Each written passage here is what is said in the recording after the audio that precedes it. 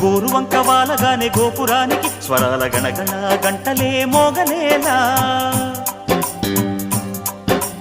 గోపబాలుడొచ్చినాక గోకులానికి పెదాల కిలకిల పువ్వులే పుట్టలేదా